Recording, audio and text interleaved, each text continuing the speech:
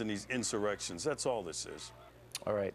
Thank you all for being with us. Forget students standing up for their rights. That's a shame you actually say that and be a peace officer. They don't even know what their rights are. All right, coming up, thank you all. 2016, GOP presidential candidate Carly Fiorina is here tonight to weigh in on the immigration battle that is now brewing within the Republican Party and rising racial tensions. To watch this person in front of Hillary Clinton say that they want to strangle you and she didn't correct them. Watch this. Every time I see her on TV, I want to reach through and strangle her. You know, I know that doesn't sound very nice, but... And I wouldn't mess with you. Beyond the laugh, which is annoying, do you think she had an obligation to correct them? Because this keeps coming up.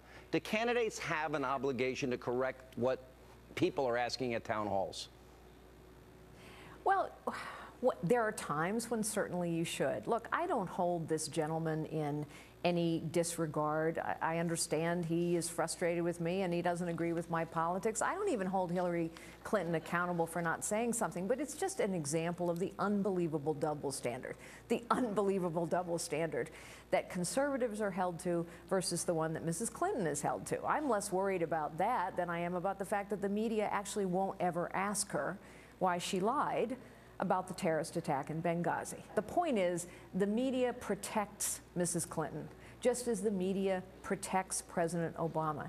And those of us who are running for office have an obligation to stand up and point this double standard out every time it happens. The good news is, I think the American people are getting wise to this, and so I'll just point it out every time. That's why I went on The View last week, to point out to the ladies of The View, but more importantly to the audience of The View, that conservatives are held to a different standard, and then that doesn't help our nation and does not advance our dialogue. I thought that was a great appearance, by the way, by you.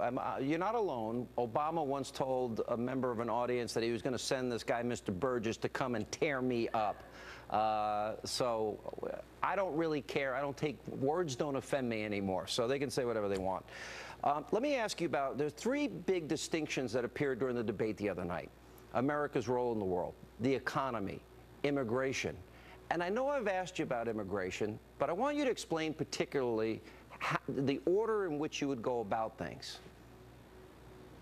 First, we must secure the border.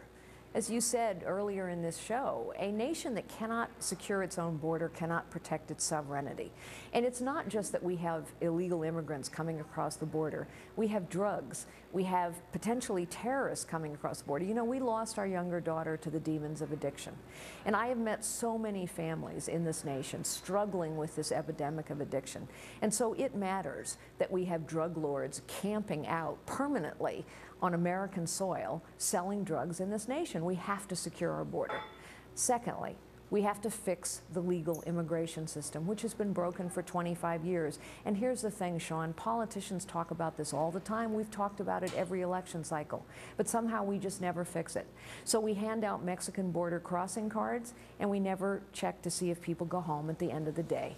And we give people a legal visa, and we never check to see if they go home. We don't have an employer verification system that works.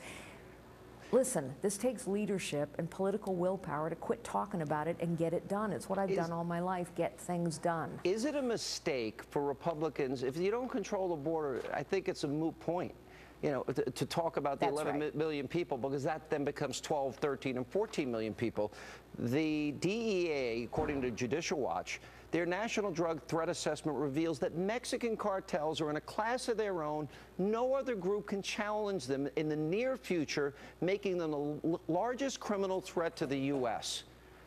I've been in the drug warehouses down in Southern California. I've seen from floor to ceiling all drugs that have been confiscated.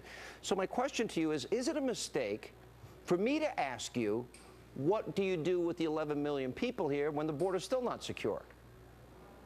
Well, I don't think it's a mistake, but I think the point is that we have to start with the basics. We have to start by securing the border. For all the reasons you just said, we have to start by securing the border. And we have to be realistic and understand that we have talked about this every election for 25 years. So frankly, Sean, talk is cheap.